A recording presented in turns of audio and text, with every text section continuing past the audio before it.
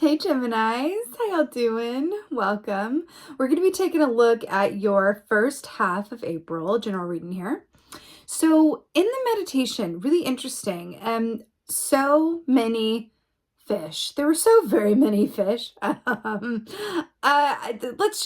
walk through it. So I saw the image of a nutcracker, as in like from the ballet, the Nutcracker. It's a large, like life-size nutcracker on a stage. And then within its mouth was a fish. And it felt like it was just, it felt like a juxtaposition of sorts, because we have the nutcracker, which is made of wood and it's painted and it's very uniform and it always looks the same, and it's a instrument of blunt force in order to open something, right? A nutcracker, as it goes, right? But this fish was in the nutcracker's mouth and it was flopping around and moving about and slippery as a fish, like fish are. And it really felt like two very different energies, right? So then I was taken to Greece, like you do. And I saw an image of Pallas Athena. And I saw the image of a fish next to her as well. Now, Athena, if you don't know, is the Greek goddess of wisdom and war and strategy, right? And analysis, right? So in this way, she is, like a Gemini. She is very much about strategic thinking and the mind and wisdom, like you guys are as well, being air signs, right? But we have this fish, which feels incongruent with Athena and the Nutcracker, right? But if you think about it, Athena, because she was, the goddess of battle, right? Athena and the Nutcracker are both, they both represent strength, right? So sort of a physical and a mental, brute force strength. And then we have the fish, which when I think about, fish medicine, well, first of all, it represents intuition. Pisces, right, which is a sign of high intuition, and the moon and the unknown and the ethereal and things that you can't necessarily pin down or apply brute force to, right? Interestingly enough. That fish energy also represents fertility, but how you get the most out of the animal medicine that is fish is when you go with the flow. The worst thing to do with fish energy present is to fight the tide. It's about surrendering and allowing an aspect of yourself to be okay with wherever you end up, whenever you end up there. Very different, right? Athena would say, no, you need to know like 10 steps ahead.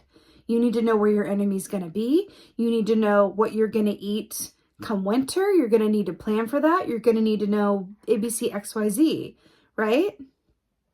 So it's interesting. I'm really interested to see what comes up for you in the first half of April. With that being said, I'm changing up the format a little bit. So what we're going to do is I'm going to be here with you for talking about the meditation and greeting y'all and everything. And now we're going to transition into the cards for the month. And it's going to be a shot of just the cards my hope is that you can get the best of both worlds. So I can be with you at the top to welcome you and talk about the things. And then you can also really be able to take in your cards and the spread and really be able to focus on the images as they present. One more thing before we get over to the cards, of course, is that I have been talking a lot about my Facebook group, and I will continue to because I love it, but I want you guys to join it. It's a private Facebook group for people who are intuitive, metaphysically inclined, love all things supernatural, interested in developing their own intuition, or just want a place where they can get together virtually with like-minded people in a safe, uplifting environment to share stories, ask questions. It's been a wonderful way for me to connect with you guys more personally as well. And so if you are interested in joining, I would love to have you. The link to sign up is in the description box below. And with that being said, let's take a look at your cards for the first half of April. Hey Gemini, let's see what's going on for first half of April. We're going to start with your animal energy here, but of course, let's see what's going on for Gemini. first half of April. Oh, indeedy, indeedy, indeedy. Listen, I like it. So it's it's the Firefly, one of my personal favorites.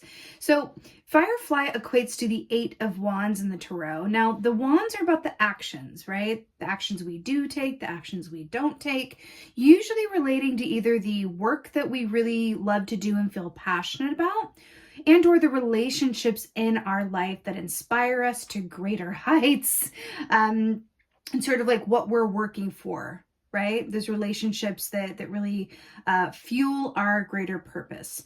You know, the Firefly also, which is really interesting aspect of this animal energy, is very much about those moments of inspiration and creativity that are fleeting. And that's what makes them all the more precious, right? Because a firefly burns brightly, but then it also burns out. So whenever this key comes up, I always want to say, manage your energy, manage your time. Treat your energy like you would any other resource, right? That it's finite. And so if you think about your energy in those terms, perhaps that could illuminate you in a more helpful way for the first half of this month. Now, also, you know, Firefly energy is very much about allowing yourself to be open and available to divine inspiration, right? Which means you may have these flashes, quite literally like a flash of inspiration, a light bulb moment, as it were, where suddenly the answer or another alternative or a way to go about something may hit you, usually around a problem that you've had that, you know, thinking about it isn't really yielding much success or clarity. And then in a given moment, you could be working in the garden and suddenly it hits you, right? Usually physical activity is a way of freeing up the mind so that the subconscious can come through in these light bulb-esque moments and go, boop, here's the answer. Here's the solution you've been looking for. Here's something that you could try. So I would say also, all the better for you to partake in some physical action, you know, around these sort of questions that you have, or these sort of, you know, matters at hand that may be eluding you in one way or another. Now, also with the Firefly energy and the 8 of Wands, this is also about communication as well. It's about travel.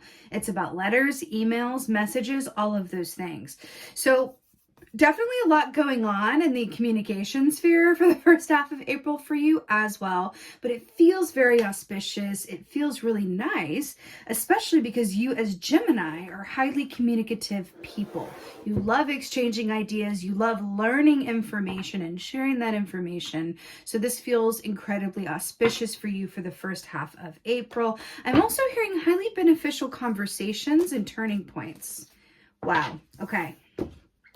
So coming off the top here is this really interesting, Gemini. You have the 10 of Swords.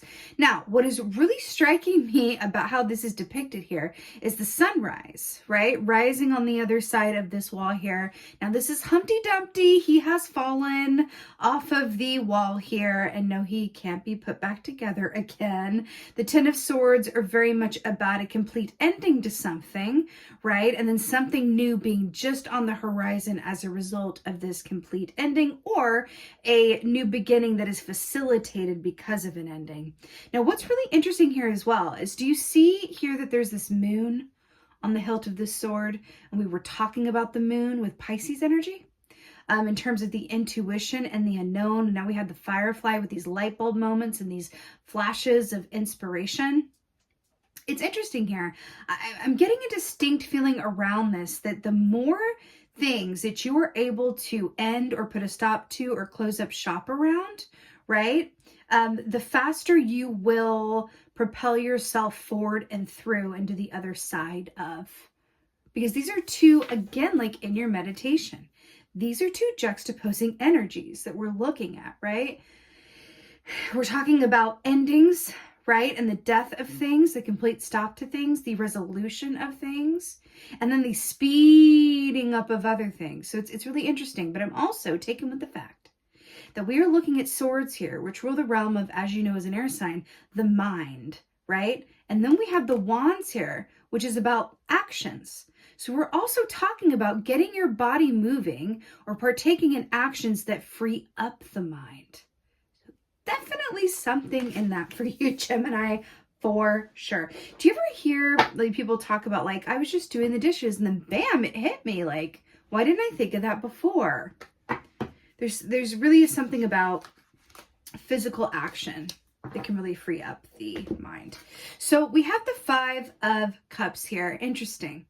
So remember we saw those fish. We were talking about in your meditation about the best way to work with that medicine. Again, Athena being of the mind, the Nutcracker being about that, you know, that brute force. And then we have these emotions coming in here now with the 5 of Cups. Now the 5 of Cups is very much about, as I like to say, your perspective, right? The 5 of Cups is an interesting minor because it can really be what you make it, right? It's rare in that way. It's sort of changeable. It's malleable. You can kind of work with it this way or work with it that way and focus on, you know, what is not to your liking or focus on what is and or what could be, right? You have the power to work with the 5 of Cups energy. But when 5 of Cups come up, ultimately you're being asked the question, where are you placing your focus and how is placing your focus there working for or against you? Please adjust accordingly. Now, I'm also taken with the fact there's this very distinct feeling of height, because do you remember I saw that big life-size Nutcracker? Then I saw that life-size statue of Pallas Athena, and we're looking at these things that are, you know, bigger than life, larger than life, right? And then we have little Alice when she's in her shrunken form here, and to her, like, this table with cups, spilled cups on it, is larger than life, right? And then we have the Firefly, which is 8 of Wands, which is another larger than life energy, which speaks of escalation, upward, forward movement, and progression. Then we have the 10 of Swords here, which if you stack them all together would be the same ladder, right, as the 8 of Wands would be, which would also help her get up this 5 of Cups situation to where she needs to go. So I feel like we're looking at, in terms of like the greater whole, about how to get from one point to another. All right, let's see what else is going on. Just to put it like as simply as I can. What else is going on? Brilliant. Okay. Whew. I'm really happy to see this Page of Wands here. So, Page of Wands. So this is very much about the Page of Wands. Again, we talked about the wands and what they represent, the actions we do or don't take. The Page of Wands is very much about the courage to start something new. Fascinating, right? Because we're looking at an ending here. We're looking at your perspective in the middle, which is being crowned by a desire or focus on how to transcend your current state and get to somewhere else, how to get things moving, right? How to pick up the pace, right? And then we have the Page of Wands, which is considering all of this and saying, well, how can I use this wand? This wand is an idea. This wand is the divine inspiration that has been gifted by the medicine of the Firefly, right? Taking it out of the 8 of Wands aspect of the second, as it relates to the Tarot. Firefly is about ideas and inspiration and energy management. And then we have the Page of Wands here, which is considering these things. So I feel like this is saying with the Page of Wands is, how can I have courage, right? How can I be brave? How and in what way is it best for me to begin something new or consider my circumstances from the perspective of anything is possible and fresh starts? Because this is heavy energy over here, right? We got a big ending here, right? Which also I feel is another way of saying, like with the moon here, and we were talking about the worst thing that you could do with fish energy present is to fight the tide, right? And then we have the 5 of Cups, which says, hey, this is all up to you. Where are you going to place your focus? And is that working for you or not? And then the Page of Wands. What actions could I take? How can I tap into my courage, tap into that fool's energy, right? Of anything is possible. And the past, it doesn't have to be prologue, right? Okay. I've just felt someone resist that notion of the past doesn't have to be prologue. If you feel a resistance to me saying that, or you feel doubtful about that, or there's a little nudge within you that goes, huh, right? Maybe look at that, because it could very much be the past, things from the past that want to be brought to a full ending, right? So that you can hook into this firefly / fish energy potential and ascend your current state to something that is more of the happy potential that maybe you are or are not actively, consciously aware of, right? All right, Ten of Swords. I mean, y'all are just going for it. So to clarify the Ten of Swords here, you have the Tower.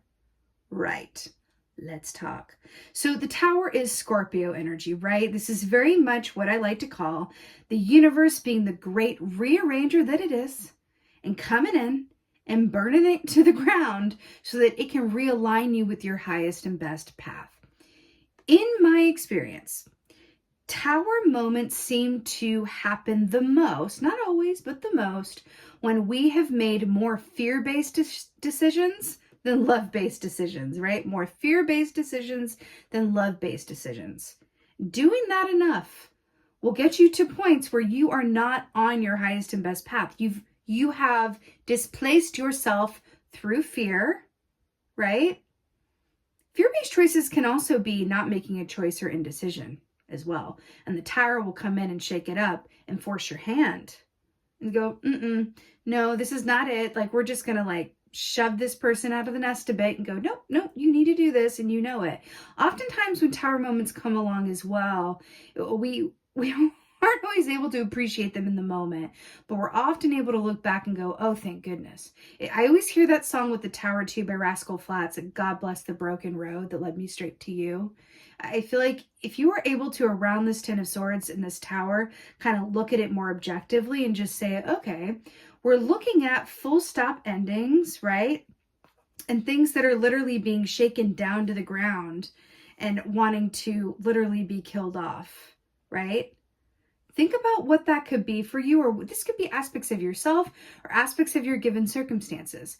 But there are things that need to end and die within your atmosphere, right? So that you can get to somewhere better, so that you can realign with your highest and best path, right? And so that I'm also hearing, so that you can feel good. Because I feel like there's a certain feeling of not feeling too great in some way, shape, or form. I mean, Humpty Dumpty the shell is broken all over the ground, the gloves and little shoes, and I mean, this is not a comfortable or happy scene. What does this elicit when you look at this, right? It feels broken, it feels shattered, right? It feels permanent, and it feels a bit, final.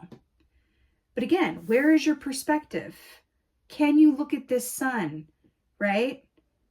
And feel like, what if this needs to happen? I'm going to be the fish. I'm going to allow things to fall away that want to fall away. I am going to allow myself to move forward. I'm going to allow these sources, these flashes of divine inspiration to come to me. And then I'm going to be the Page of Wands and take action around them, knowing that if they lead to these endings or they involve endings, that it's going to be worth it.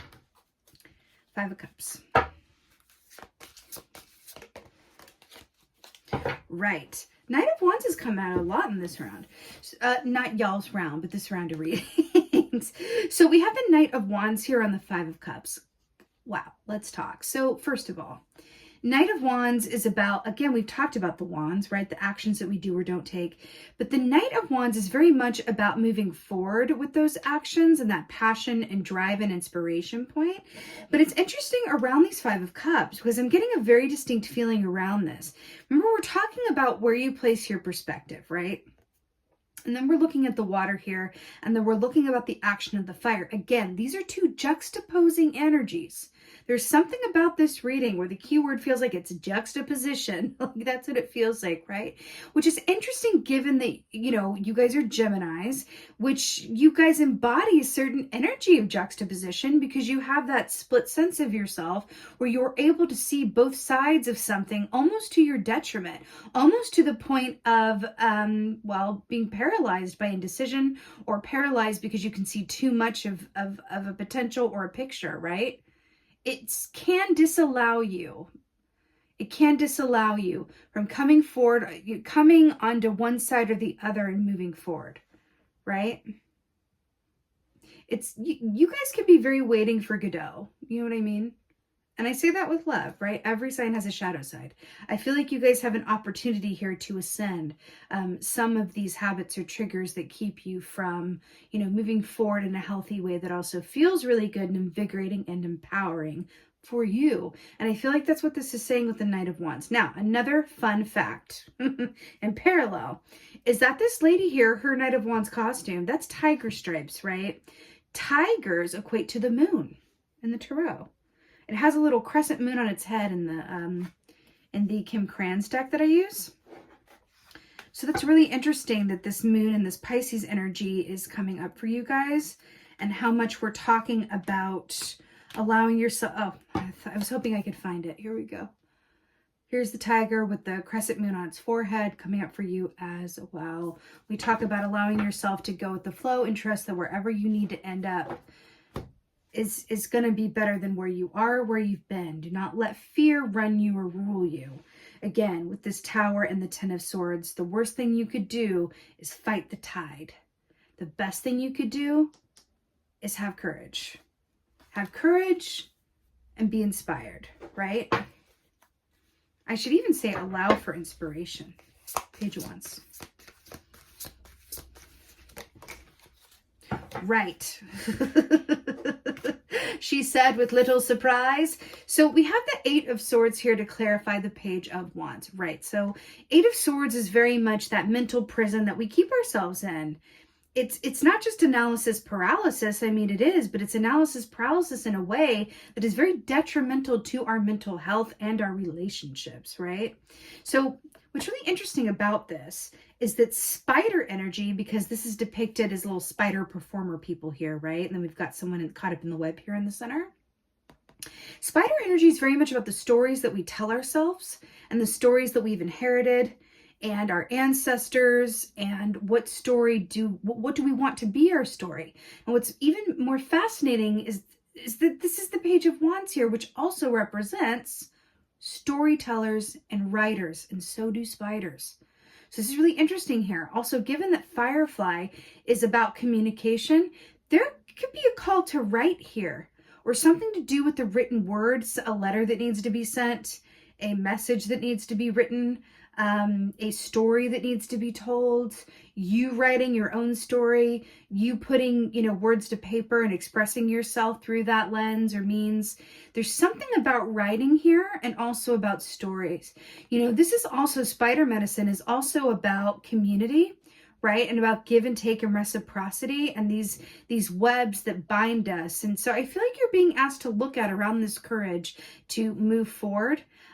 If this Page of Wands, not to be graphic, and I would never condone harming spiders, but for the sake of this reading, if the Page of Wands were to take this wand, right, which is fire energy, and were to stick it right here in the center of this Eight of Swords and just burn through and transform like the firefly, transform a lot of this mental fear, this mental entrapment that you are engaging in for one reason or another. This could be fear that you inherited from your family. This could be your past coming up to bite you. This could be analysis paralysis of the future. This is you fighting the tide. And you're being advised to come in here and really transform a lot of that through courage and imaginative, inspired thinking.